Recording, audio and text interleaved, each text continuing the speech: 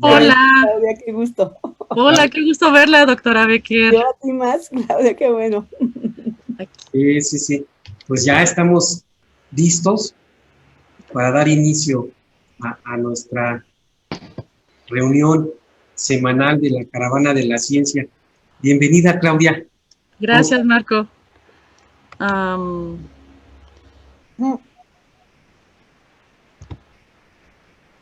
Ok, ya estoy compartiendo. ¿Todos ven? Sí, ¿verdad? Todos vemos. Bueno, pues buenas tardes a todos.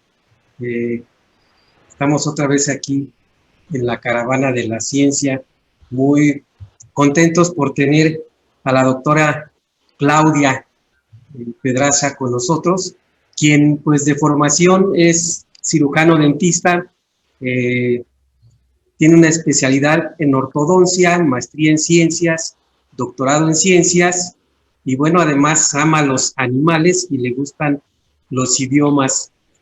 También habla inglés, francés y próximamente alemán. Órale, qué padre. Pues bienvenida, Claudia. Hoy nos vas a hablar de tu tema, que es barreras naturales de defensa de la cavidad oral, ¿verdad? Así es que, pues muchas gracias, Claudia, por aceptar y bienvenida nuevamente. No, gracias a ustedes, gracias a todos ustedes por estar aquí. Pues bueno, ya me presentó Marco. Tengo el gusto de conocer a algunos de los que están aquí, otros no. Pero bueno, voy a hablarles generalidades de lo que son barreras naturales de defensa de la cavidad oral.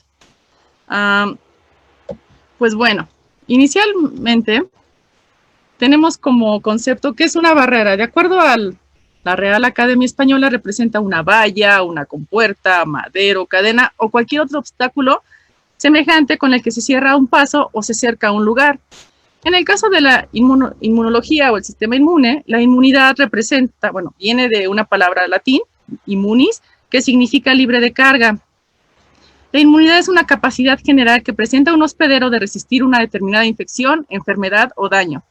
La activación de la respuesta, que puede ser de tipo innata, o sea, la primera que se activa, o de tipo adaptativa, puede producirse por diferentes mecanismos que de manera coordinada van a activar a diferentes grupos de células, diferentes tipos de moléculas que van a secretar, y todo esto con la finalidad de eliminar este agente dañino y reparar el daño, o reparar el daño simplemente en el caso de que no haya sido un daño causado por un microorganismo, simplemente por un golpe o una quemadura, cualquier otro tipo de daño.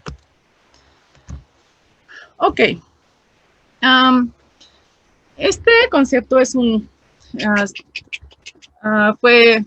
existen muchas ideas que han surgido a partir de grandes personas que se han dedicado a la inmunología.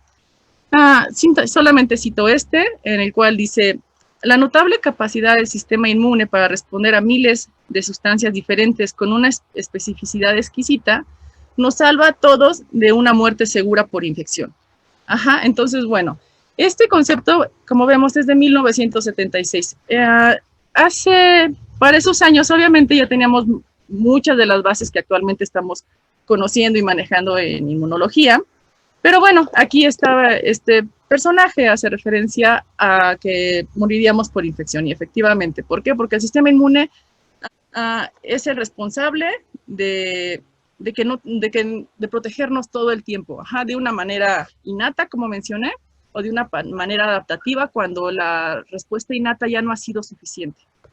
Entonces, bueno, en este esquema estamos observando un microorganismo representativo de un virus de gripa.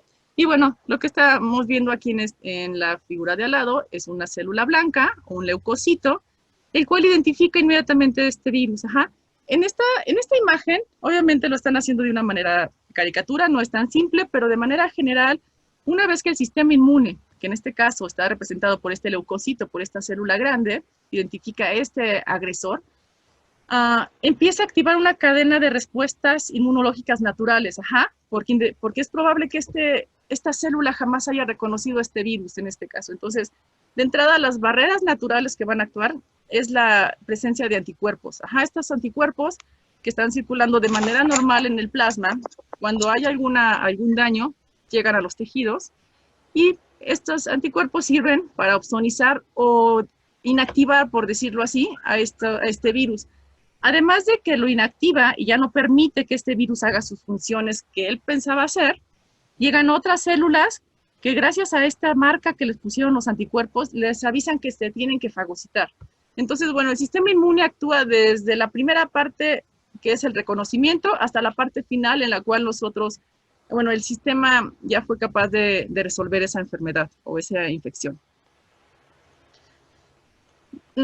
Antes de entrar rápidamente a los mecanismos específicos de cavidad oral, hay que recordar que los componentes del sistema inmune pueden derivarse de células o de proteínas plasmáticas.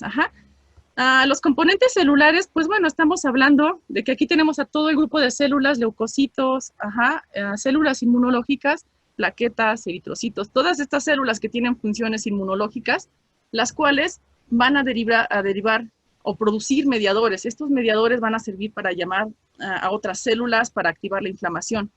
Por otro lado, tenemos otros componentes del sistema inmune, que estos derivan de proteínas plasmáticas. Aquí nos están poniendo el ejemplo del hígado, en el cual, pues, el hígado es los hepatocitos, son, bueno, en este órgano se lleva a cabo la formación de muchas proteínas plasmáticas que están circulando de manera inactiva en sangre. Entonces, cuando hay algún daño en alguna zona de la lesión, pues estas proteínas y las células llegan a esa zona de lesión. De manera general, pues bueno, la sangre, si tomáramos una muestra de sangre, vamos a encontrar que esto va a estar formado por eritrocitos, leucocitos y plaquetas. En la imagen, pues bueno, las células rojas vienen representando los glóbulos rojos, los eritrocitos. Estas otras células vendrían siendo los leucocitos, que de acuerdo al núcleo que presenta esta célula, podríamos estar hablando de un neutrófilo, acá probablemente de un monocito. Leucocitos. ¿Qué son los leucocitos? Pues los leucocitos son todas estas células. Los leucocitos prácticamente van a ser todos los elementos celulares, los cuales se van a ubicar en las células de respuesta innata y en las células de respuesta adaptativa. Tenemos unas células que se encuentran en la interfaz entre innatas y adaptativas, y esto es porque estas células son capaces de tener un vínculo entre la fase innata, en la cual se reconoce al microorganismo o se reconoce a la célula infectada o al daño tisular, y pueden activar de esta manera a estas otras células, a las células T, que los linfocitos T y los linfocitos B son los responsables de la inmunidad adaptativa, lo cual lo vamos a tocar en este tema. Nosotros nos vamos a enfocar prácticamente en estas células y en los mecanismos de estas células. Entonces, bueno, la inmunidad, como les mencioné, la inmunidad, de acuerdo a se va a clasificar de acuerdo a su mecanismo de acción, a los mecanismos que sean innatos, o sea, naturales, o que sean adquiridos. Se va a clasificar en inmunidad innata o específica, inmunidad adaptativa o adquirida.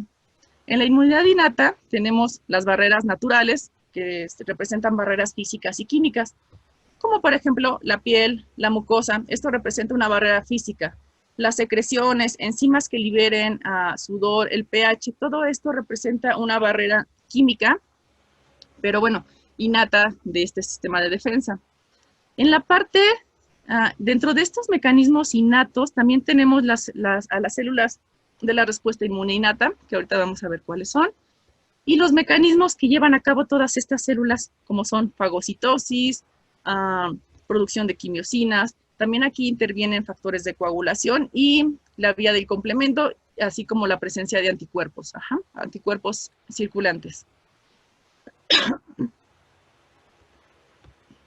Y bueno, la otra parte que tenemos, una vez que estos mecanismos de defensa no han sido suficientes o necesitan un refuerzo mayor todavía, se activa la respuesta adaptativa, en la cual vamos a tener respuestas de dos tipos. Respuesta celular, en la cual, pues como lo dice su nombre, ahí están trabajando todas las células en conjunto para producir moléculas, para llamar a otras células, para fagocitar, para diversas funciones. Y esto también va a activar la respuesta humoral, que la respuesta humoral se refiere a la producción de anticuerpos, producción de moléculas como complemento, factores de coagulación. O sea, en la respuesta humoral estamos hablando de moléculas que circulan para activar igual el tipo de respuesta adaptativa. Ok. Dentro de este tipo de respuesta adaptativa o adquirida, bueno, más bien dentro de la inmunidad, vamos a tener esta clasificación es de acuerdo a los mecanismos de acción. Existe otro tipo de clasificación, lo pongo aquí simplemente como para comentarlo, realmente no es para confundirnos más, pero el caso de también se puede clasificar en activa o pasiva. Entonces, bueno, en el caso de la activa, ¿a qué se refiere? A que aquí el sistema inmune responde ante una infección o vacunación. En la inmunidad pasiva, aquí se brindan anticuerpos, ya sea de una persona, como en el caso de la leche materna, todos los anticuerpos que vienen en la leche, o en el caso de anticuerpos artificiales, estaríamos hablando de inmunoglobulinas inyectables, otro tipo de medicamentos, en el cual el sistema inmune no tiene tal cual que trabajar, simplemente recibe estos anticuerpos.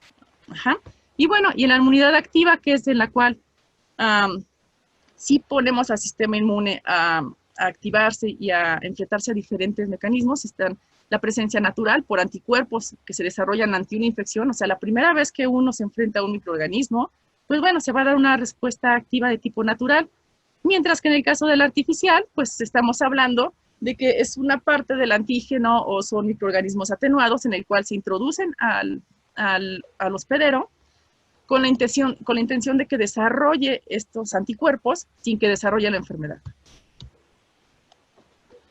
Y bueno, entonces, hablando del tema que voy a tratar el día de hoy, vamos a entrar a esta parte que es la respuesta innata o específica, en la cual vamos a hablar de estas barreras naturales de defensa. Como mencioné, las barreras naturales de defensa van a ser de tipo físico, en la cual vamos a tener la piel, mucosas, la presencia de cilios en el epitelio, arrastre mecánico de biofluidos. En la parte de enzimas y proteínas tenemos la producción de inmunoglobulinas, lisocimas, todas estas enzimas que vamos a encontrar en fluidos como sudor, saliva, lágrimas, secreciones nasales, producción de ácidos y sustancias inorgánicos. Esto lo vamos a encontrar en la saliva. Entonces, bueno, la piel y mucosas por sí solas ya representan una barrera física. En esta imagen tenemos la anatomía de la piel, en la cual podemos observar en la capa superior la epidermis, en la inferior la dermis. En la dermis podemos encontrar, bueno, ahí está formado por tejido conectivo, y vamos a encontrar una gran cantidad de vasos sanguíneos, nervios, tejido conectivo, fibroblastos, todas estas proteínas de matriz extracelular. Arriba de este tejido, bueno, de esta zona, tenemos a la epidermis, que es la parte más superficial de la piel.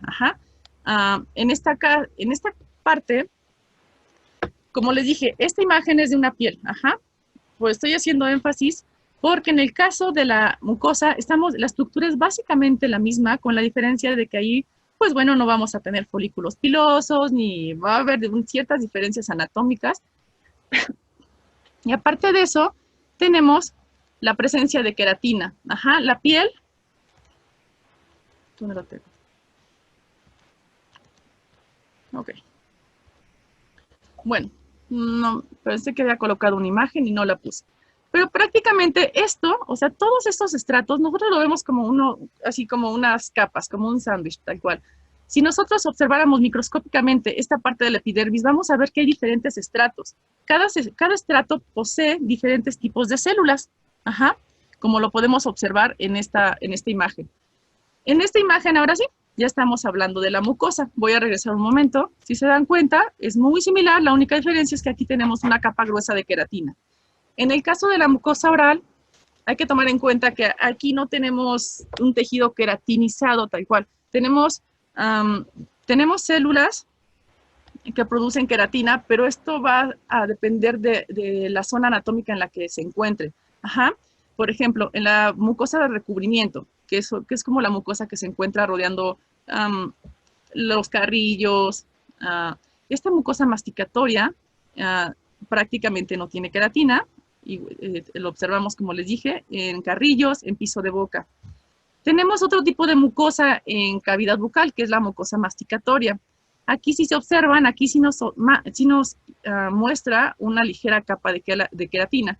Esto es obviamente dependiente de su función. Ajá. En el caso de la lengua es lo mismo, tenemos un tejido epitelial con una ligera capa de queratina. Entonces, en cavidad bucal podemos hablar que tenemos un tejido epitelial de tipo escamoso, estratificado, como la piel, pero con un grado de queratinización variable. Entonces, esta capa, como les dije, toda esta cantidad de células, cada una de estas hileras de células representa una barrera física. O sea, para que un microorganismo pueda atravesar esta zona, esta zona de mucosa y llegar al tejido conectivo, pues obviamente necesita de un daño, o de un desequilibrio a nivel cavidad bucal. Y bueno, en esta imagen básicamente lo que nos está mostrando es como las similitudes que presenta la cicatrización en tejido cutáneo y en tejido mucoso. Les digo, prácticamente es lo mismo, lo que varía es la cantidad de queratina y porque obviamente las funciones son distintas. Y además tenemos otro factor importante que tomar en cuenta en cavidad bucal. Si observamos esta imagen representa la superficie del diente, una de las paredes del diente. Esto que vemos aquí en color rosa nos está hablando de una encía, un tejido gingival. Entonces, este espacio que vemos aquí es un espacio que existe de manera natural, por el cual en esta zona sale un fluido que se llama fluido gingival crevicular. Nosotros tenemos que en el diente como sabemos está cubierto, rodeado por encía. En esta encía entonces tenemos esta parte superficial de del tejido epitelial y el tejido conectivo. Pero aquí tenemos una característica extra. Todo este biofilm son bacterias. Como sabemos, el sistema inmune se activa por bacterias, porque estas bacterias tienen receptores que los marcan como que son bacterias. Entonces, el sistema inmune sabe que esos microorganismos representan un patógeno. Entonces, aquí en esta biopelícula dental, que lo observamos en este tono, pues obviamente tenemos una gran cantidad de microorganismos. En cavidad oral existen más de 700 especies. Especies de manera natural, especies que se encuentran en equilibrio. Entonces, ¿por qué en cavidad oral no tenemos todo el tiempo, o sea, siempre y cuando mantengamos una correcta higiene oral, por qué no vamos a tener esta inflamación constante? Si tenemos todo el tiempo a los microorganismos y tenemos a nuestro tejido en el cual ahí hay células inmunes. Pues bueno, es simple. Las células de la biopelícula dental son microorganismos que forman un nicho en el cual, de alguna manera, tanto las células que se encuentran, o sea, las células del hospedero se protegen gracias a que estas bacterias no permiten la acumulación, la agregación de otras bacterias patógenas, porque obviamente a estas bacterias que se encuentran de manera natural en la biopelícula, requieren de nutrientes, requieren de muchos componentes que el propio sistema inmunológico les da. Entonces, esto es como un trabajo en equipo, por decirlo así, siempre y cuando se mantenga una homeostasis. Entonces, la respuesta inmunológica no va a depender solamente de si hay microorganismos, porque estos microorganismos, como ocurre en la mucosa intestinal, son necesarios y son buenos, en algunos casos, obviamente, y hablando de ciertas especies. Entonces, bueno, estos microorganismos no siempre van a activar una respuesta inflamatoria. Pero entonces, ¿de qué va a depender esta respuesta inflamatoria? Del tipo de microorganismo, si son patógenos o no patógenos, etcétera. Alérgenos. Esto va a depender de la respuesta intrínseca de cada quien, de cada paciente. Un daño, como les comentaba, puede ser que no tengamos un daño por microorganismos, pero que nos hayamos lastimado, que haya sido un daño físico, térmico, eléctrico. Y bueno, y los alimentos pues también son responsables. Esto va asociado un poco a la parte de alérgenos. Pero bueno, el asunto es que microorganismos, el daño y las mismas características del huésped son los que van a determinar si se activa una respuesta de inflamación o no. Entonces, hablando ya de estos mecanismos, ¿cuáles son estas barreras físicas específicas en cavidad oral? Los que mencioné o sea, funcionan prácticamente en todo el organismo, en toda la piel y en todas las mucosas, pero obviamente la respuesta es ligeramente distinta en piel que en cavidad oral.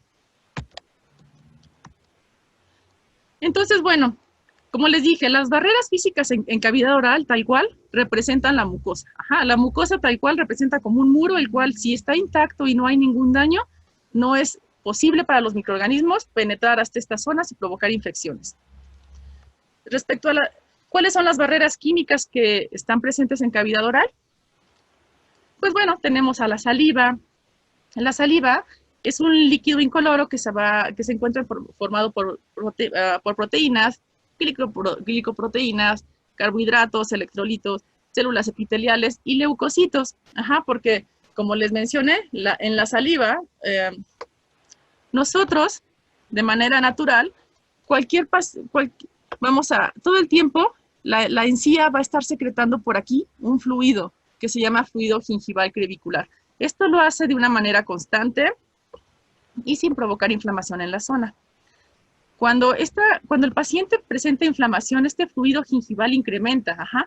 ¿Por qué? Porque además de que este fluido gingival va a contener inmunoglobulinas y muchas enzimas, también funciona como para barrer todos estos microorganismos que pudieran estar presentes en esta zona. Entonces, este fluido se va a mezclar, una vez que salga de la encía, se va a mezclar con la saliva. Entonces, bueno, pues por esa razón la saliva va a presentar leucocitos y células epiteliales. Ajá. De hecho, los leucocitos, hablando específicamente de los neutrófilos, son células que aún estando en saliva siguen presentando funciones inmunológicas importantes. Son capaces de fagocitar y de secretar citocinas.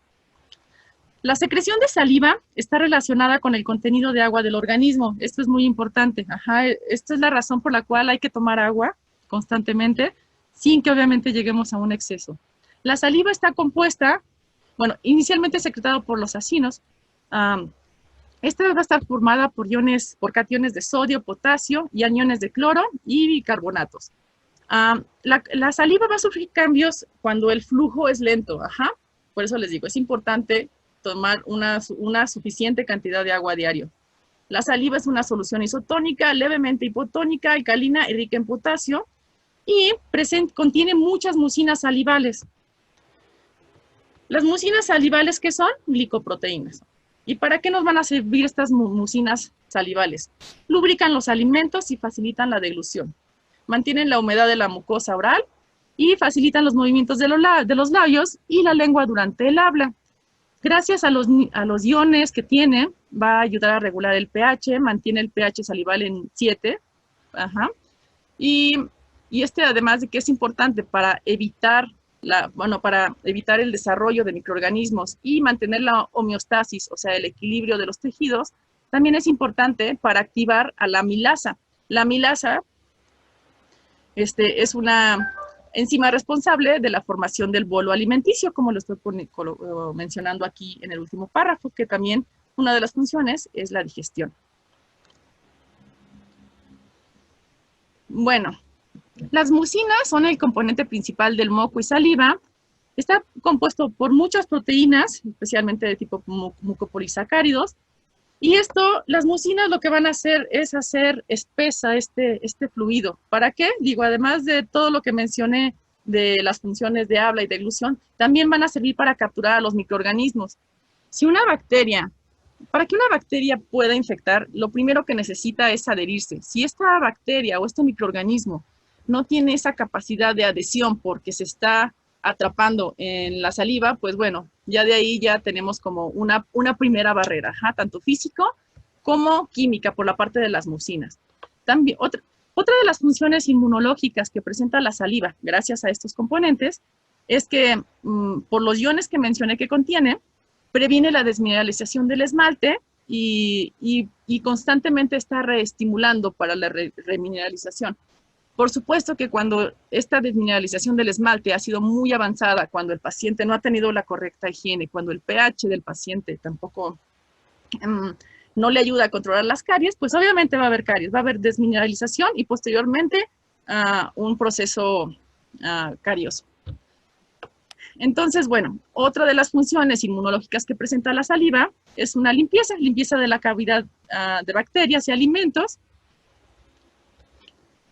Y de esta manera podemos decir que la saliva es importante para el mantenimiento y la homeostasis de la salud oral, porque en primer lugar previene la erosión dental, la erosión del esmalte. Ayuda a la cicatrización de heridas en caso de que haya alguna lesión y, importantemente, controla la microflora oral o la biopelícula oral mediante mediadores inmunológicos. ¿Cuáles son estos? Inmunoglobulina A y enzimas, como la lisozima. ¿Voy bien de tiempo? ¿Cómo voy de tiempo, Marco? Vas muy bien, no te preocupes. Ok, tengo todavía como 10. ¿Cuántos minutos tengo? Perdón, es que no he checado. Tú no te preocupes. Ok, ya, ahí voy. Gracias. Sí, no te preocupes. Bueno, entonces, ¿cuáles son los mediadores inmunológicos de la saliva? Como mencioné, existen varios, pero yo voy a mencionar la inmunoglobulina A, que es básicamente de los más importantes, y la lisozima. La lisozima, esta es una enzima que está presente, como dije, en varios fluidos, como las lágrimas y la saliva, donde actúa como una barrera frente a las infecciones. Su acción catalítica, ¿en qué consiste? En romper, o sea, prácticamente lo que nos está diciendo este párrafo es que esta enzima va a romper la pared de los microorganismos. Sabemos que las membranas están formadas por peptidoglucanos, sean membranas celulares o membranas de microorganismos. Entonces, lo que va a hacer la lisozima es que esta lisozima, aquí la tenemos presente, va a unirse a su sustrato, que puede ser, y bueno, que en este caso, como dije, puede ser una célula infectada, puede ser un microorganismo, y posteriormente va a romperlo. Entonces, obviamente, al romper esta pared celular, pues descompensa descompensa al microorganismo y provoca su muerte. Las inmunoglobulinas, ¿qué son? Las inmunoglobulinas son los famosos y conocidos anticuerpos. Estas son proteínas que tienen una estructura globular y son producidas por las células o linfocitos B, que ya cuando maduran, estas células o linfocitos B se llaman células plasmáticas. Ya cuando son células plasmáticas es cuando ya tienen esa capacidad de producir anticuerpos.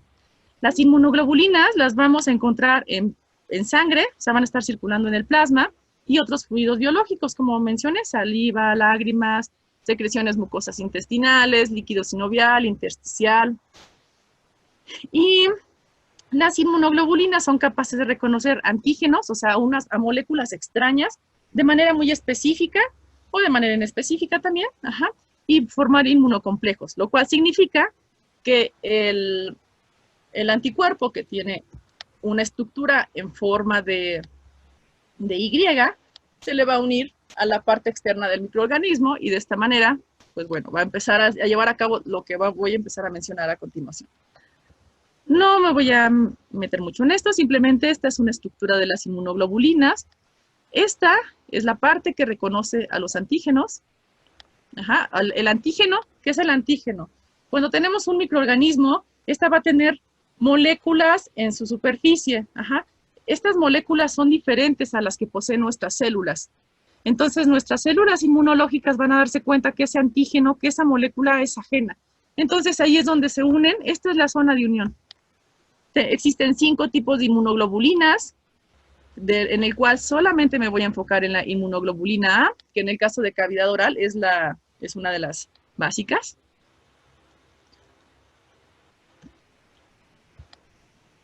Y bueno, la inmunoglobulina A representa la primera línea de defensa frente a la infección. Esto hablando respecto a moléculas. La inmunoglobulina A, como mencioné, sirve para inhibir la adhesión bacteriana y viral a las células epiteliales.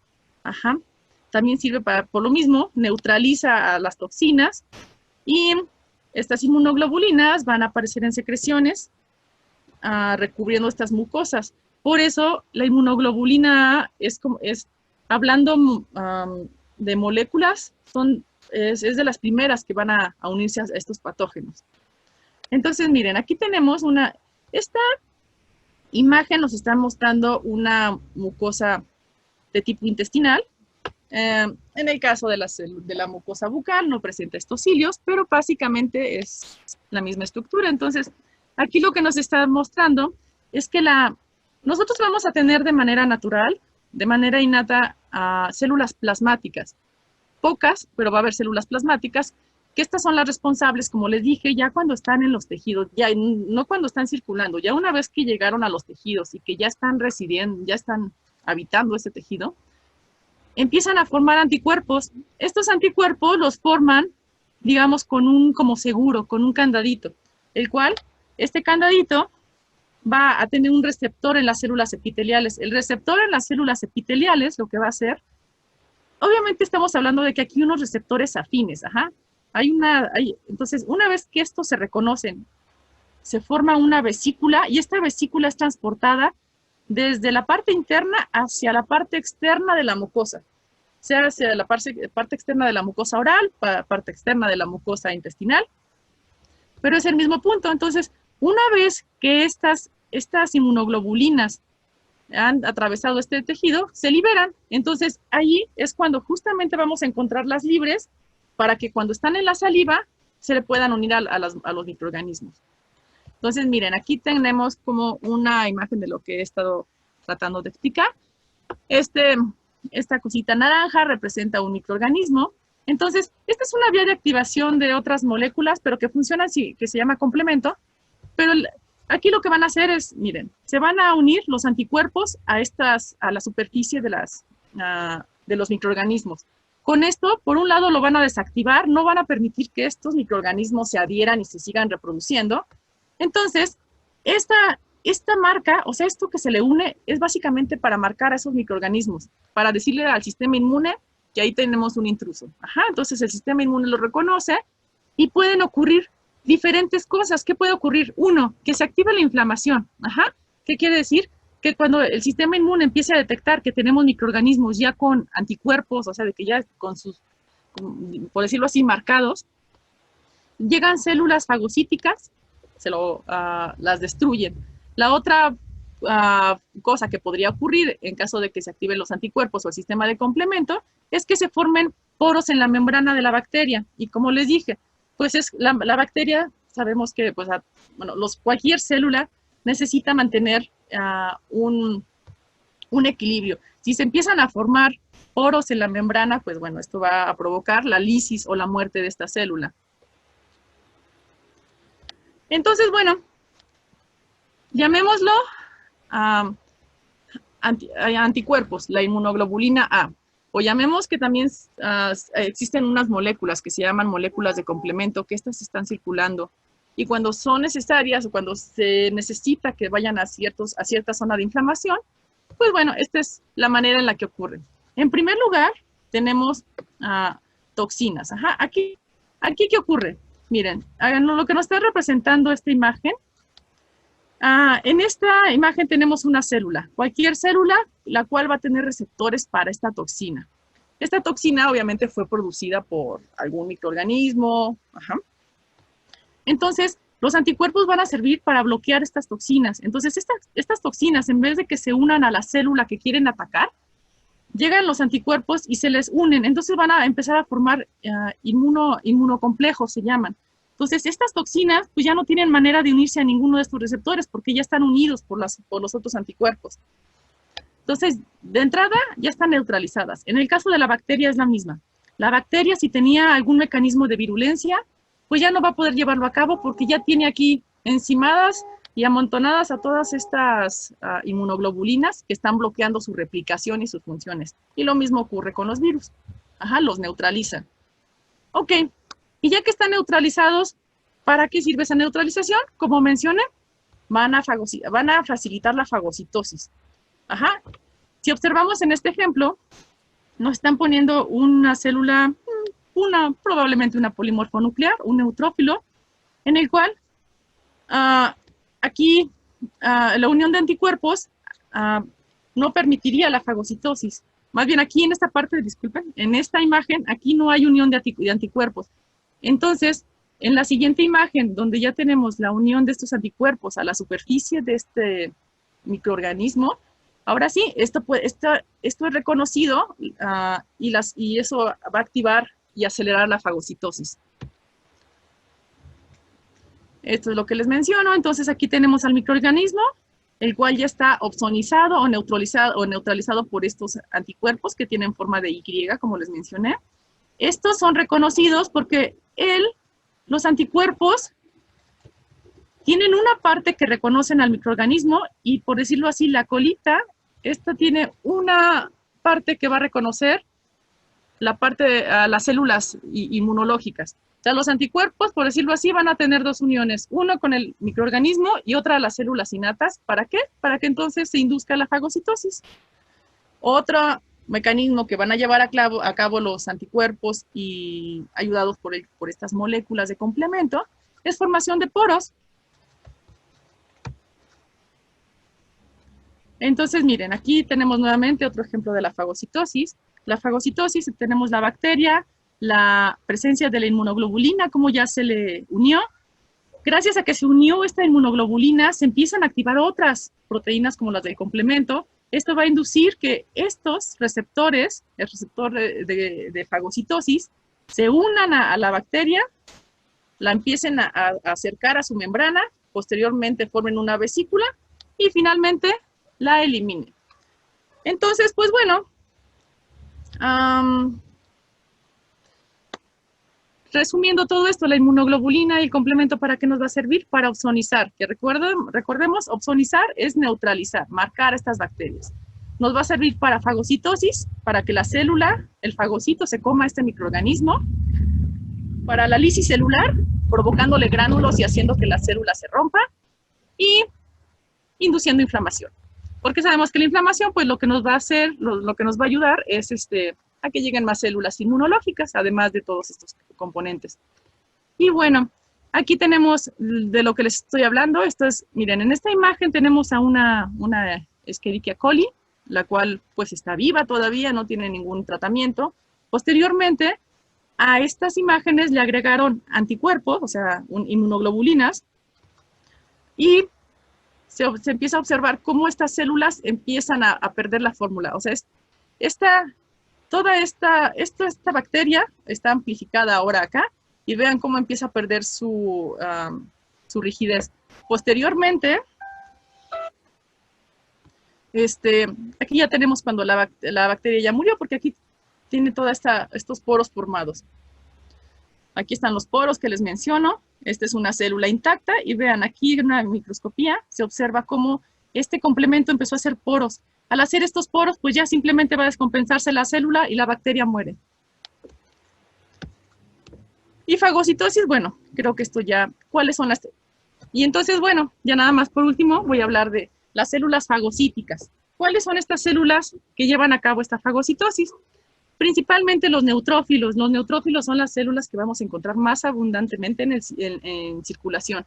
Y son las primeras células que van a llegar al sitio de daño. ¿Por qué? Porque al ser las más abundantes, pues obviamente tienen, y ser células del sistema inmuninato, tienen esa facilidad. Posteriormente, también los macrófagos son células fagocíticas profesionales, al igual que las células dendríticas. Tenemos otro tipo de células llamadas monocitos, linfocitos B y eosinófilos, que estos también fagocitan, pero fagocitan de una manera menos profesional. Y durante la fagocitosis, pues bueno, vamos a tener diferentes fases, la quimiotaxis. En la quimiotaxis, adherencia, ingestión y digestión. Voy a ir explicando. En la quimiotaxis tenemos que esta es la capacidad. En la quimiotaxis es cuando se van a reclutar en la zona del tejido dañado o inflamado, se empiezan a producir quimiosinas. Entonces estas quimiosinas lo que van a hacer, esta parte de aquí, esto viene representando la circulación y la parte inferior vendría representando el tejido. Entonces, aquí lo que ocurre es que estas células se encuentran circulando por el torrente sanguíneo. Cuando hay una inflamación, empiezan a producirse, se empiezan a expresar receptores en las células de los vasos sanguíneos para que estas células se unan, se vayan pegando y posteriormente atraviesen el tejido. Una vez que atraviesan, pues bueno, Aquí tenemos esta fotografía en la cual observamos un monocito, el cual está está atravesando un vaso sanguíneo. Entonces, obviamente, estas células, tener una anatomía diferente, cambian completamente su citoesqueleto para poder atravesar ese tejido. Posteriormente, viene la adherencia del microorganismo a la parte celular. Posteriormente, posteriormente, ya que se han adherido, se va a formar el fagolisosoma, se empieza a invaginar este microorganismo, después se va a formar un fagolisosoma, que quiere decir que además de que ya está aquí adentro este microorganismo atrapado, se empiezan a fusionar con otros gránulos que posee la célula, gránulos microbianos. Entonces, con esto, pues se termina de eliminar y destruir totalmente al microorganismo.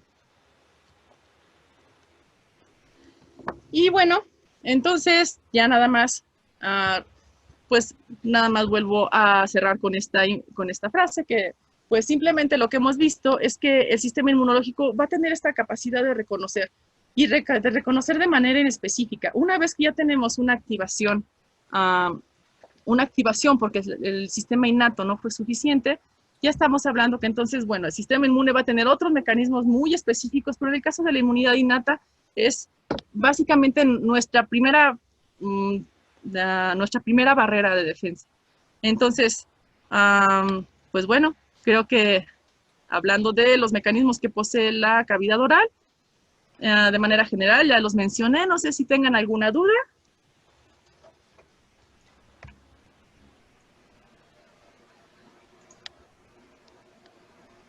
Muchas gracias, Claudia. A ver, tenemos a la doctora Ingeborg Becker que quiere preguntarnos algo. Claudia, antes que nada, muchas felicidades. Me encantó. Gracias, doctora. Me encantó tu plática, todo el detalle inmunológico fue realmente muy interesante. Pues usted fue mi maestra, doctora. Sí, Eso me da claro. más gusto, que veo que, que sí, te has desarrollado increíblemente bien. Fíjate Gracias. que la cavidad bucal es una zona fascinante. A mí siempre me ha parecido de lo más interesante porque tiene características que curativas, y eso lo veo en los animales. El animal que se lastima se lame porque elimina bacterias. Sin embargo, la misma cavidad bucal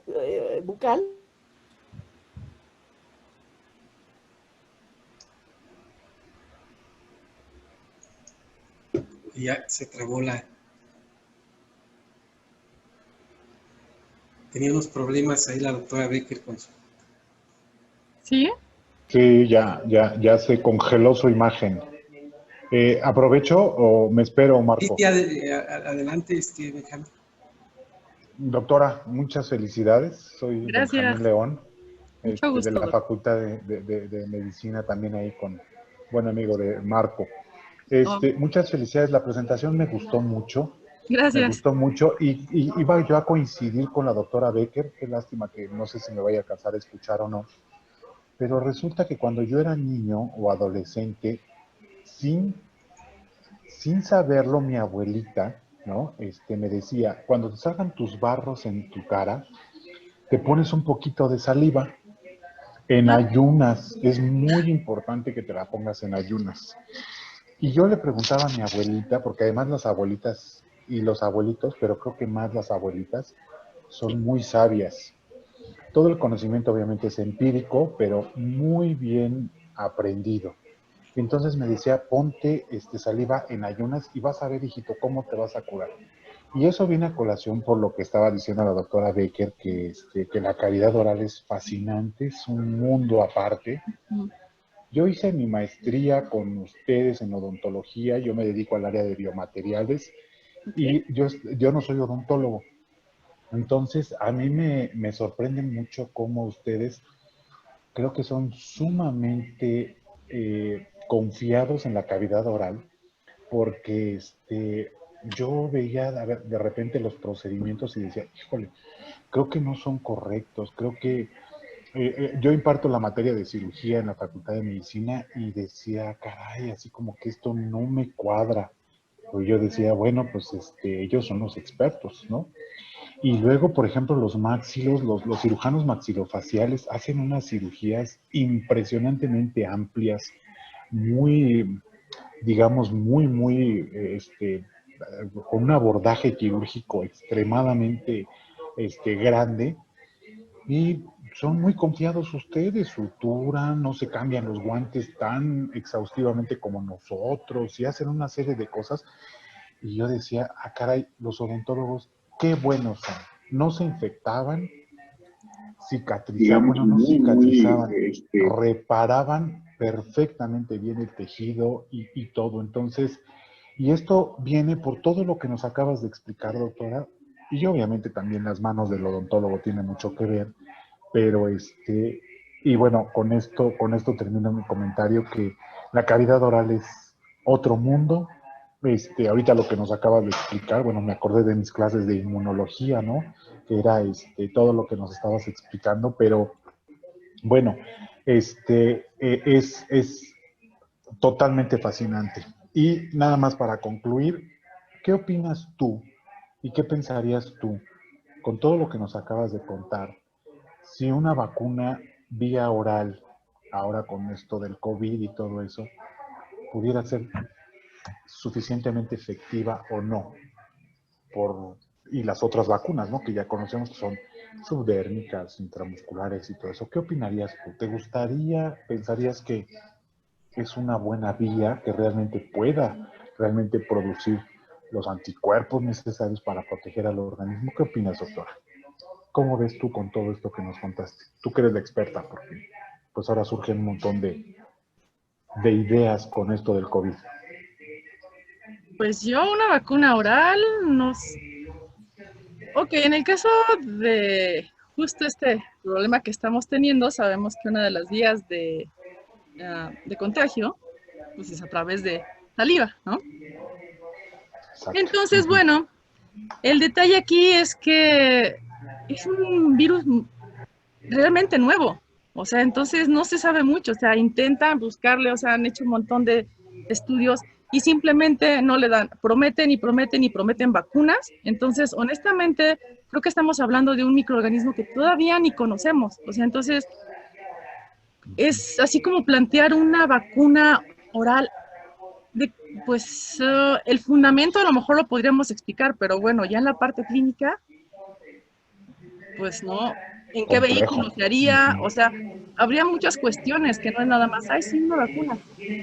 No, o sea, de hecho, entonces sí, tomando en cuenta que una de las vías de infección es saliva, pues sería un buen vehículo, pero realmente no lo veo a corto plazo como una posibilidad, hablando específicamente para ese virus.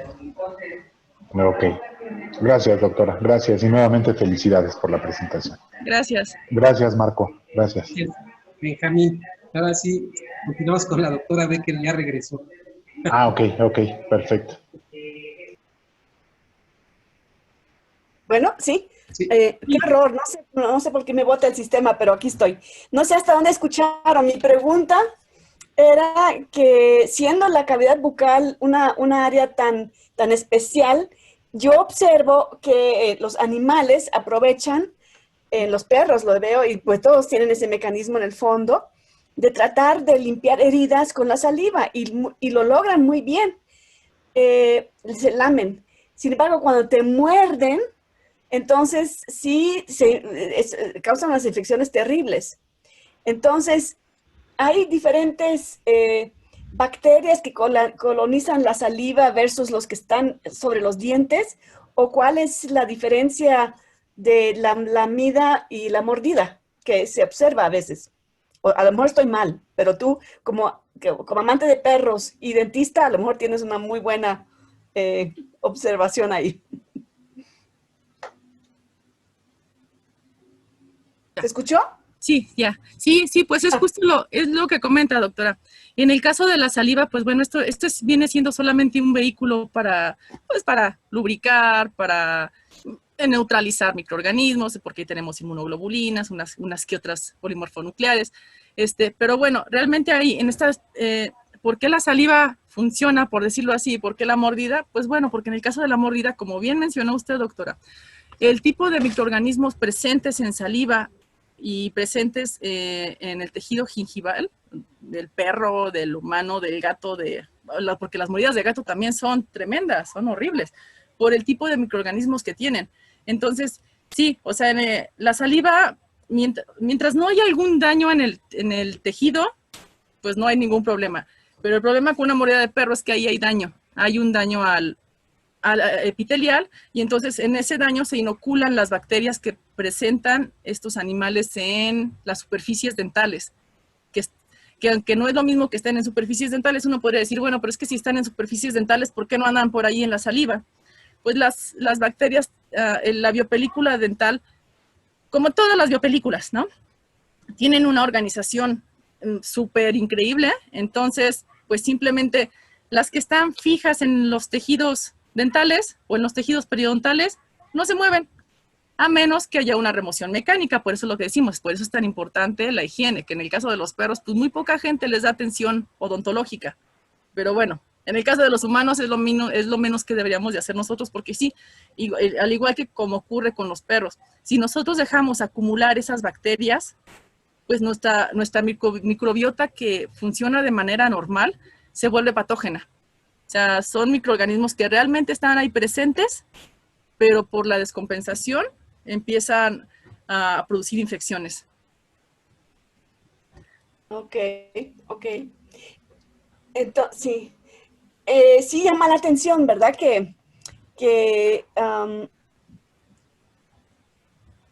Sí,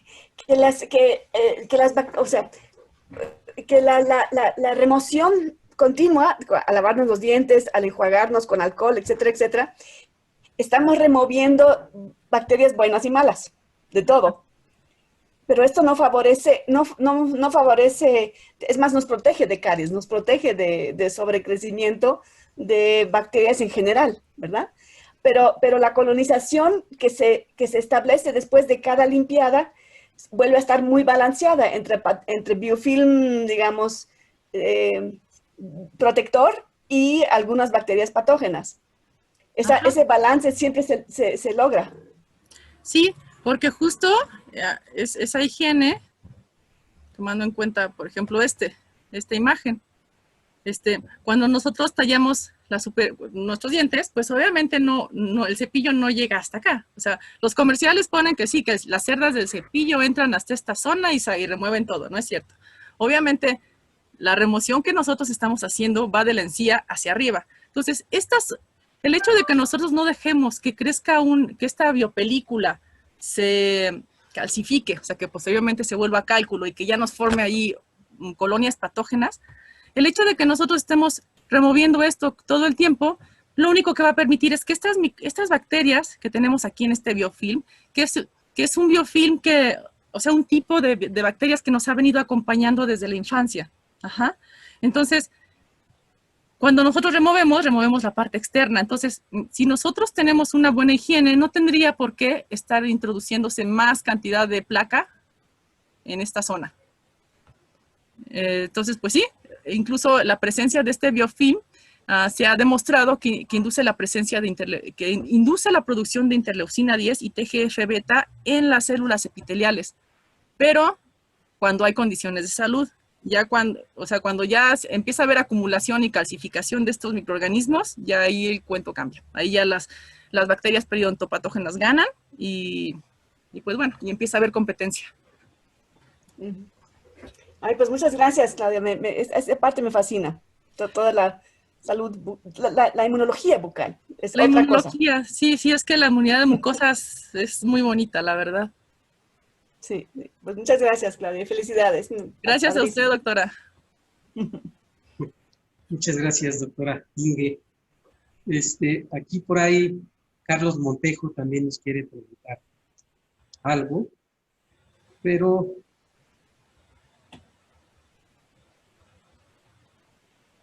ya no está. ¿Yo puedo preguntar algo, Marco? Claro, Salvador, adelante.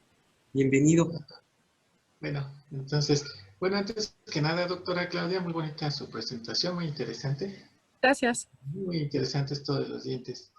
A mí siempre he tenido una inquietud muy grande porque ahorita con todos los avances de las ciencias genómicas y ómicas, ¿por qué no se pueden regenerar los dientes en los humanos?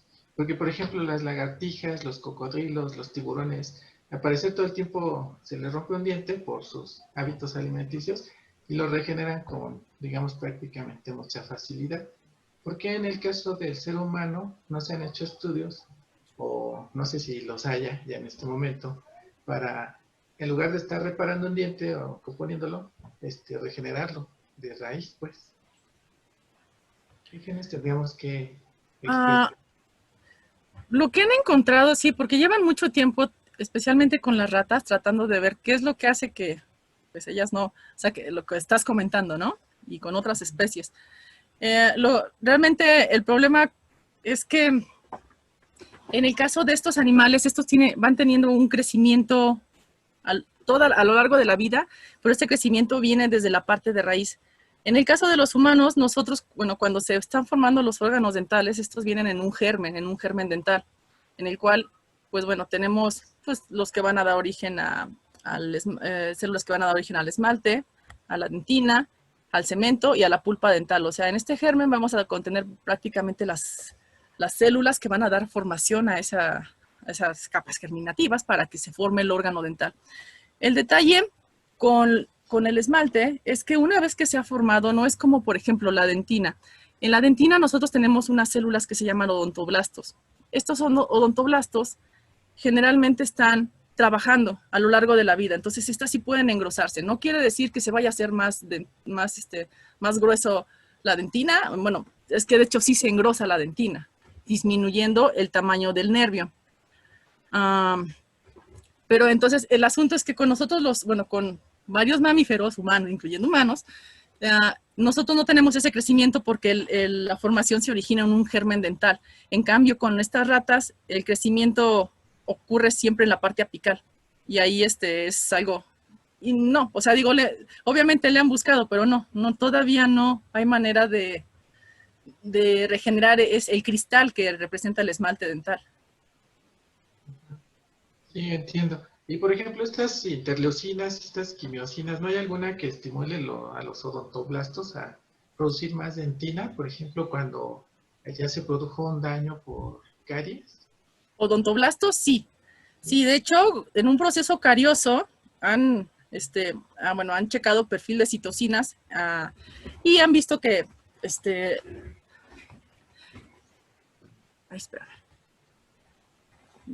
que la producción de estas, de la presencia de estas caries al provocar inflamación, hay producción de citocinas. ¿Qué hacen los odontoblastos? Empiezan a incrementar, los odontoblastos sí siguen trabajando y ellos sí incrementan su grosor del diente. Mira, voy a hacer una... Ok. Imagina que, es un poco difícil dibujar aquí, pero imaginemos que este es un diente temporal, un diente primario. Dientes de leche. No, más bien, vamos a poner que es un diente adulto, ¿ok? Más bien, quitémonos. Esto que vemos, nosotros, aquí estaría la encía, ajá. Esta parte de aquí, pues obviamente está cubierta por encía y soportado por el hueso. La parte que nosotros vemos sería esta, ajá. Esta parte interna viene siendo el nervio, la pulpa dental, que es donde viene todo el conjunto de vasos sanguíneos, nervios, todos los que nos dan los nutrientes y la sensibilidad para poder masticar, para todo lo que hacemos con los dientes, ajá. Cuando somos niños que recién nos erupciona este diente, imaginemos que es un incisivo central, la pulpa es gigante, ajá. Pero ¿qué pasa entonces? Con el tiempo, si aquí empezamos a tener como un proceso carioso, ¿qué va a pasar? La célula, aquí en esta zona vamos a tener odontoblastos. Estos odontoblastos van a empezar a identificar que aquí hay producción de toxinas, hay microorganismos. Entonces, ¿qué va a pasar? Ellos lo que hacen es que empiezan a engrosar su pared.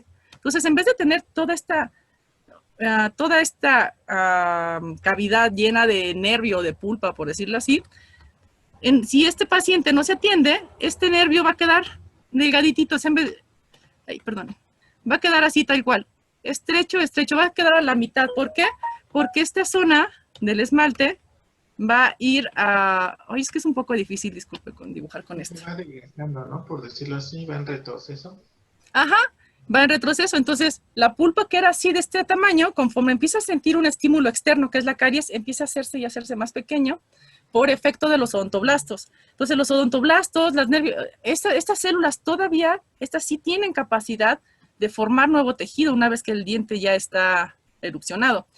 Pero en el caso de los ameloblastos no, porque esto se forma cuando se está formando la corona dental, y ya una vez que se forma la corona dental, los ameloblastos ya no hay manera de que estén ahí presentes. Ya se acabaron los ameloblastos y los odontoblastos sí están.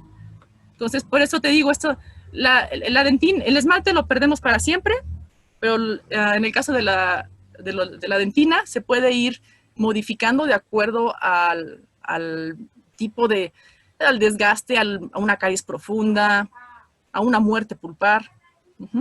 No sé si respondí tu duda.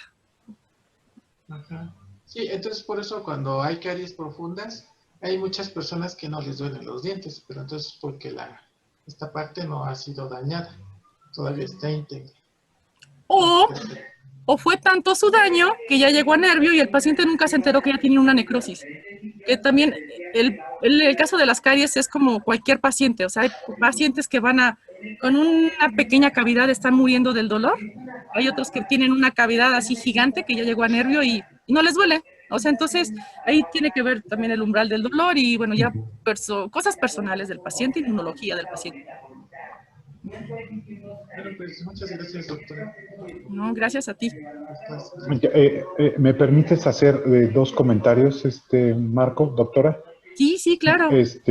Los roedores, hablando un poco de la pregunta de por qué no crecen los humanos, en los roedores, en todos los roedores, el crecimiento es constante. Por eso el tipo de alimento, el pellet, que es muy duro para los roedores, es precisamente la función es para que vayan desgastando los dientes y no crezcan y no se encuentren, porque si hubiera una mala oclusión, bueno, pues pudiera inclusive encontrarse estos dientes y crecer y perforar inclusive, digamos, el cerebro, ¿no? Entonces son los roedores y los lagomorfos. Los lagomorfos son los conejos. Los conejos no son roedores, son lagomorfos. Entonces, en estas dos especies, que son los roedores y los lagomorfos, sigue creciendo los dientes. Lástima que a nosotros no nos crezcan, pero bendito el Señor que están los odontólogos. Y la otra es que, de hecho, bueno, yo me dedico a medicina regenerativa, yo tengo células troncales mesenquimales de muchos tejidos, y precisamente de los dientes se obtienen las células troncales mesenquimales, hablando un poco de la pregunta de Salvador, de si se sigue regenerando el tejido dental, que realmente el tejido dental es muy complejo, propiamente dicho el diente, y todo lo que está a su alrededor del diente. Y entonces a partir del diente también podemos obtener células madre. Muy poca cantidad, pero realmente con un gran potencial para regenerar otros tejidos que no sean dentales. Y de hecho mayor potencial que de otras zonas, por el asunto de la invasividad, ¿no? Exacto, sí. Ajá. Entonces, muy bien, muy bien. Entonces, ese era mi comentario. Gracias. Gracias. Gracias, Marco. Gracias a ti. Gracias. Muchas gracias, Benjamín. Claudia, pregunta Carlos Montejo.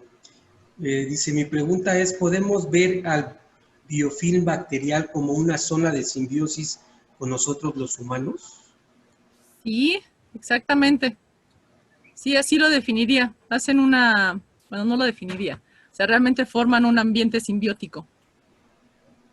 En condiciones de higiene y salud periodontal. Ajá. Ya cuando esto, ya dejas que se acumule un montón de biopelícula y mala higiene, etcétera, pues bueno, eso se va a clasificar y la población bacteriana va a cambiar drásticamente.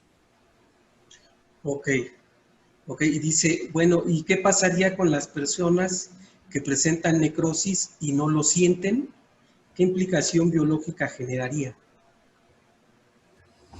Pues mientras no tengan una lesión, una formación de un absceso y la formación de una de un conducto, una fístula que salga hacia, por el cual se esté liberando este contenido. Mientras no ocurra eso, pues ahí estamos hablando de entrada de una infección crónica, inflamación crónica. Inflamación crónica, en la cual vamos a tener diferentes mecanismos en los cuales el paciente puede ser que se entere hasta que se tomó una radiografía de rutina, o sea, porque clínicamente pueden pasar años y el paciente no se puede dar cuenta.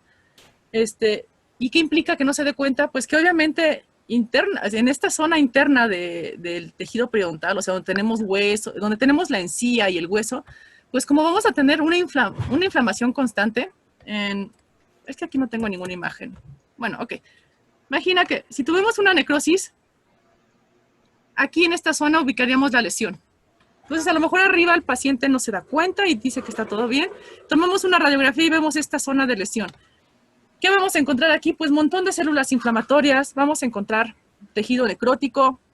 O sea, aquí se va a formar tal cual una zona de infección en la cual va a estar llegando constantemente células inmunológicas para tratar de eliminar esa infección. Pero obviamente no lo van a lograr porque pues la infección está aquí adentro.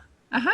Todo lo que se murió, toda esta parte que era el nervio, pues obviamente comienza a sufrir una necrosis, se descomponen todas estas células y pues bueno, y es cuando viene toda la infección. Las células del sistema inmune innato y adaptativo llegan a esta zona, empiezan a fagocitar. Todo esto que les expliqué de que fagocitan a las bacterias, las eliminan, las marcan con inmunoglobulinas. Posteriormente, ya en una fase crónica, ahí obviamente ya activaron una respuesta de tipo linfocitario.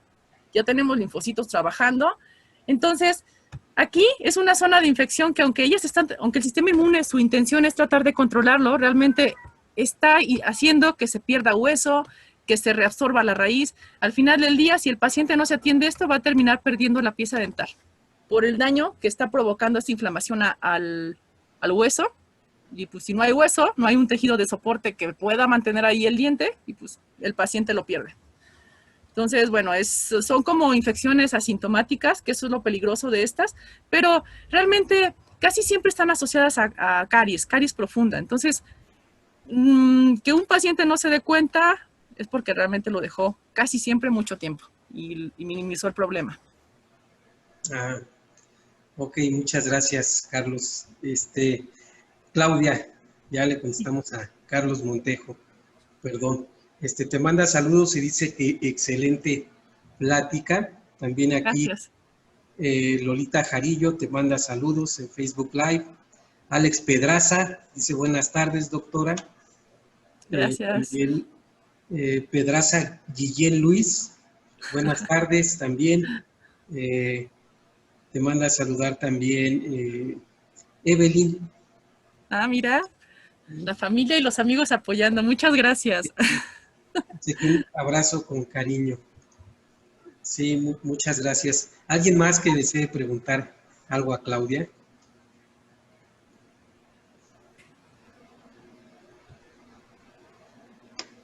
¿Yo puedo preguntar de nuevo? Adelante, adelante. Tenemos tiempo. Doctora. Sí, dime, Salvador. Es que a mí me llama mucho esto la atención de los dientes, que podamos poder regenerarlos. En este caso, bueno, yo he sabido que hay implantes. Hoy en día, cuando se pierde una pieza dental, hay implantes y le ponen al paciente tornillos, ¿no? Así como de ciertos metales, ciertas aleaciones. Pero, ¿qué tantas probabilidades hay de que su mandíbula se pueda llegar a romper? ¿Hay una edad específica a la que seas candidato para un implante dental? O, por ejemplo, si ya tienes cierta edad, ya no eres candidato para estos implantes. No, para un implante, bueno, ahí no es mi especialidad, no es, yo no trabajo con implantes, pero con un implante lo que tienes que hacer primero es mandar a hacer estudios al paciente para ver su densidad ósea, ver obviamente las condiciones sistémicas del paciente. Una cosa importante es que el paciente tenga suficiente hueso para poder colocar ahí un implante. Ajá. Hay pacientes que como ya han perdido muchas piezas dentales, el nivel de hueso baja. De hecho, una de las condiciones o sea, el mantener los dientes es súper importante, no nada más por estética, fonética, porque masticamos, sino porque además, gracias a que el diente se encuentra clavado en el hueso, eso estimula que el hueso siga constantemente formándose, ¿no?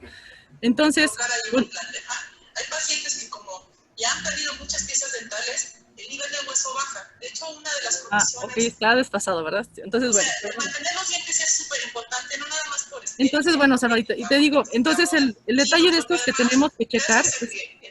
Ahí hay un eco, disculpen. Eso estimula que el hueso siga constantemente... Discúlpame, Salvador, me distrajo el eco. Entonces, sí, lo que realmente... ¿Quién es candidato? Eso lo tendría que determinar un protecista, basándose en la cantidad de huesos que tiene. Y pues ya con eso, Salvador, o sea, no hay posibilidad de que haya fractura de mandíbula, porque simplemente para eso hacen los estudios previos. Si el paciente lo puede aceptar, se aceptan, y de hecho incluso hablando de un solo implante no hay como mayor problema. Hay implantes en los que ya se colocan de 4 a 8 por arcada, y colocan sobre eso una prótesis. O sea, entonces los implantes no tienen ningún riesgo de que te fracturen la mandíbula, tomando en cuenta que se hicieron previo a los estudios para ver si eras candidato, y no tiene que ver la edad. Hay pacientes que perdieron hueso muy jóvenes, o que pueden tener mujeres, por ejemplo, asuntos hormonales, y que su pérdida de hueso es más rápida que a lo mejor un paciente sano de 80 años. Entonces, ya no, un implante no te va a producir fractura, a menos que tuvieras un accidente, pero pues bueno, eso con implante o sin implante podrías fracturarte la mandíbula. ¿Puedo hacer una pregunta? Sí. Doctora. Claudia, buenas tardes. Buenas tardes.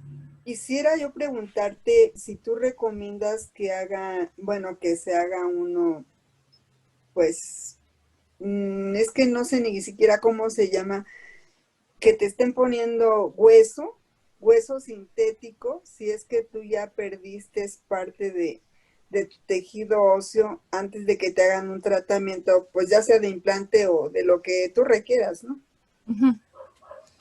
Me preguntas si es recomendable o... Ajá.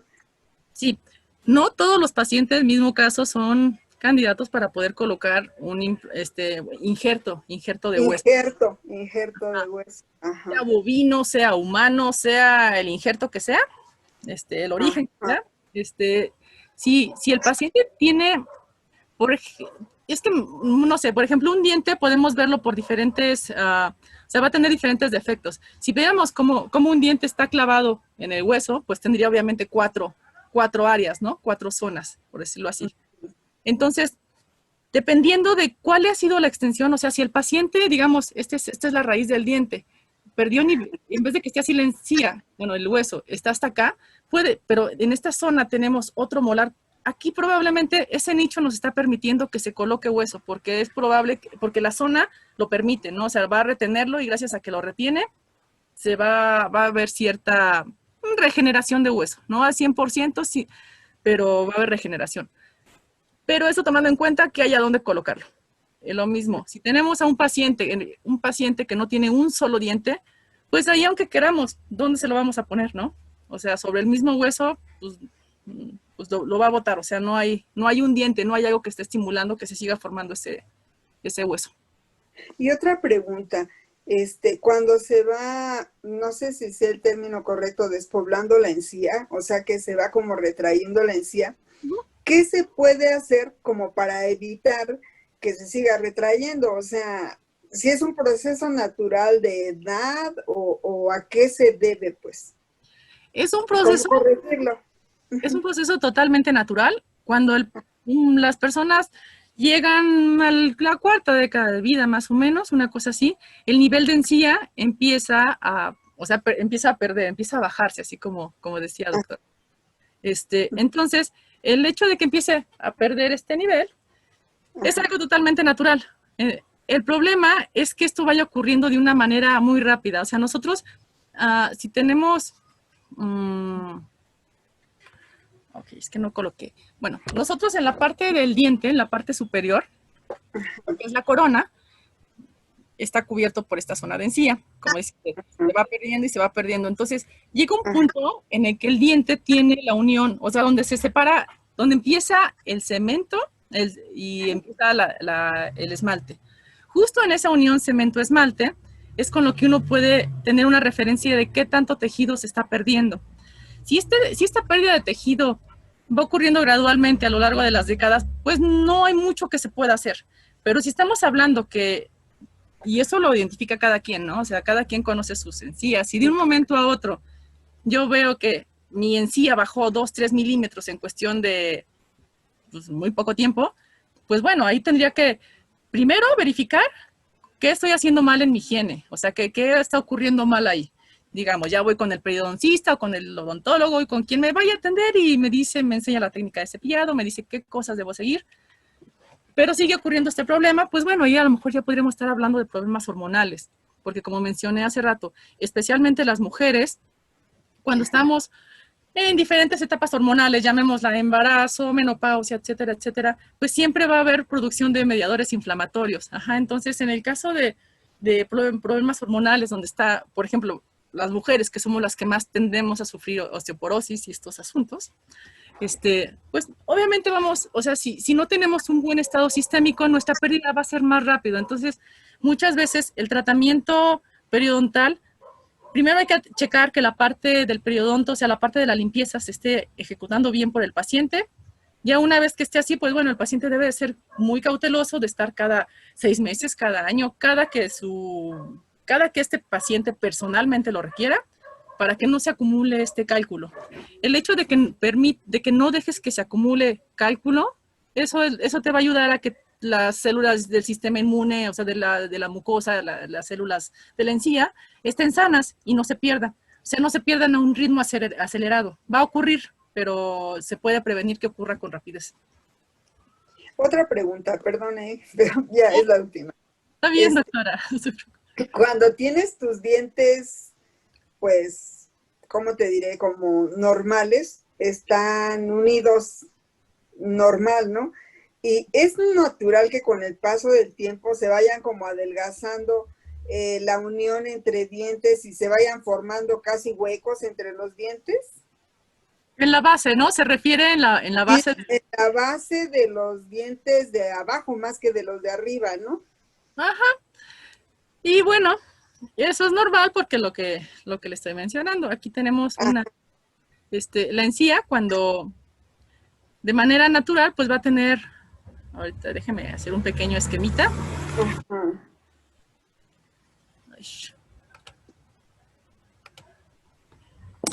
Ok, entonces imaginemos que estos son los dientes. Ok, un diente. Y otro diente. Otro diente. Y vamos a hacer para ejemplificar lo que ustedes. Aquí tenemos unos. Bueno, aquí quise dibujar un central, un lateral y un canino inferior, como usted me lo está diciendo. Ajá. Entonces, aquí si se da cuenta, esto viene siguiendo esta forma de filo de cuchillo, se le llama. ¿Por qué? Porque la encía está hasta acá arriba. Entonces, ¿qué pasa cuando empezamos a perder el tejido? Lo que le decía, esta es la raíz. La unión cemento-esmalte normalmente queda como 3 milímetros por debajo de la encía que nosotros vemos. Cuando nosotros empezamos a tener una inflamación constante, ¿por qué? Porque no sabemos cepillarnos bien o tenemos muy mala higiene. Hay gente que tiene mucha higiene y se cepilla espantosamente mal, entonces de nada le sirve. Así que bueno, ahí lo importante no es cuántas veces nos cepillemos, sino cómo lo hagamos. Entonces, si aquí en esta zona de la encía, que está así protegida, empezamos a dejar que se acumule aquí placa, la encía como siente que, no siente, o sea, hay mediadores que están diciendo que ahí hay inflamación y que hay bacterias y que se tiene que inflamar, la encía empieza a retraerse. Entonces, al retraerse, ¿qué va a pasar? Pues que estos filos de cuchillo que antes estaban tan bonitos, pues como la encía está tratando de protegerse a través de la inflamación, se inflama y esto se empieza a perder. Entonces, esto es lo que usted comenta. Se empiezan a hacer, en vez de que tengamos aquí esto redondito, tenemos estos huecos. Y esos huecos es porque ya se perdió el tejido gingival, ya se perdió encía, que ya no se va a recuperar. Hay tratamientos con los que se puede ganar unos cuantos milímetros, pero bueno, digamos que no siempre tiene buen pronóstico. ¿Ese tratamiento es una cirugía del que te pongan ahí este tejido que te quiten de otra parte de tu cavidad oral? Ok. Ajá, exacto, pero le digo, la verdad es que no siempre tiene éxito, porque como mencionaba en la presentación, que decía que los tipos de mucosa van a ser diferentes, Claro. si es en paladar, si es todo esto. Ajá. Ok. Pues muchas gracias, Claudia. Felicidades. Me da gusto verte. Igual, doctora, gracias, me da gusto verla. Muchas gracias, Cata. Gracias, Marco. Oye, Claudia, yo te quería preguntar, bueno, te iba a preguntar lo que ya te preguntó la doctora Inge y lo que ya te dijo por ahí Benjamín también, lo de la saliva y la mordedura. Pero bueno, te quería preguntar, el consumo de antibióticos en recién nacidos, en niños, ¿qué impacto tiene para inhibir o disminuir la calidad de estas barreras de defensa? Yo he visto, por ejemplo, he escuchado que dicen es que siempre tiene los dientes amarillos porque cuando era bebé le dieron mucho medicamento, mucho antibiótico y entonces ese color amarillento en un diente ya no se le puede quitar. Hay medicamentos que sí afectan a la formación dental. En el caso de cuando la mamá está embarazada, hay medicamentos que pueden interferir y bueno, justo en los periodos en los que se están formando estos gérmenes dentales, ¿no? Entonces, pues a lo mejor esa persona va a presentar dientes como con ciertas coloraciones, pero esto solamente ocurriría en los dientes primarios, en los dientes de leche, como les llaman. Ajá. Ya cuando vengan los otros, pues ya deberían de salir bien. Ahora, eso hablando de que esto venga desde la mamá. Si viene en el paciente, como dices tú, en un niño, ¿no? Que desde siempre se les empezaron a dar antibióticos, afecta por dos lados. Uno, porque un antibiótico, generalmente los antibióticos que usamos ahorita y que todo el mundo manda son de amplio espectro, ¿no? Entonces, dale para que se muera todo. Entonces, pues bien, se muere todo, pero también se mueren las bacterias que deben de estar ahí. Entonces, de entrada, cuando un niño, bueno, cuando una persona, pero especialmente un niño que no ha formado un sistema inmune completo, le empiezas a dar antibiótico, pues se empieza a modificar esta microbiota y no para bien. Entonces, hablando de las células ahora sí que de las células que están en las mucosas, mucosa bucal, intestinal, etcétera, pues bueno, descompensas. Entonces, con eso estás más bien, no le estás ayudando al sistema inmunológico, porque les estás quitando esta biopelícula que, como decían hace rato, formaba un tipo de simbiosis con las mismas células, ¿no? Por un lado. Hablando por la parte de los dientes, bueno, si la toma ha sido muy constante, o sea, si se lo toma una vez, dos veces, realmente no va a pasar mayor problema. Pero si es un niño, de esos niños que se enferman y que desde que están chiquitos hasta que cumplen 10 años nunca dejan de tomar antibióticos o medicamentos, es muy probable, obviamente hay que ver qué antibióticos o qué medicamentos son, pero es muy probable que sí vaya a tener defectos en el esmalte de su dentición permanente. Porque justamente los gérmenes de la edad adulta pues se empiezan a formar como a partir del, bueno, obviamente los centrales, los niños que les salen a los 6 años, ¿no? Entonces obviamente esos se empiezan a formar internamente, pues desde los 2 ya están ahí tratando, entonces más bien empezando a formarse. Conforme vamos creciendo, pues se van formando los gérmenes de los premolares, luego de los molares, luego del tercer molar. Pero sí, todo depende de la fase y la cantidad de antibiótico que le des, pero sí influye y no es bueno abusar de antibióticos. Ok. Muchas gracias. De nada. Muchas gracias, Claudia. Hoy tenemos aquí a Alberto Guillén, que dice, buenas tardes, doctora Claudia Pedraza. Evelyn dice que como siempre apoyándote, con mucho gusto. Gracias, Eve. Y bueno, pues no sé si alguien tenga alguna otra pregunta o si quieras agregar algo, Claudia. No tengo nada que agregar. Ojalá haya resuelto algunas dudas, que esto son cosas generales, obviamente. Si tienen alguna duda, pues bueno, ahorita anoto mi correo y cualquier cosa pues se pueden comunicar conmigo. Bueno, me parece muy bien. pues muchas gracias nuevamente. Si quieren, encendemos nuestras cámaras y nos tomamos la foto del grupo. La foto del recuerdo. La foto del recuerdo. Estas reuniones se pueden documentar en formato APA. Allá hay un formato APA para subirlo para poder ponerlo ahí en el currículum como labor de divulgación o algo así. Ya hay un formato APA para eventos que se hacen vía web también, ¿no? Esto ya existe, incluso hay la cita electrónica al formato APA. Entonces, pues, por ahí también lo vamos a subir a YouTube y pues visiten el canal, hay que suscribirse al canal. Ya tenemos, yo creo que alrededor de 28 videos ahí en el canal de diferentes temas y pues vamos a continuar con esto. Entonces, vamos a sonreír todos para tomarnos la foto.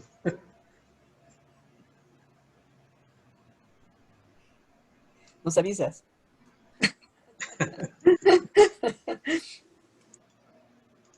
A ver. Sale 1, 2, 3. Listos. Muchas gracias.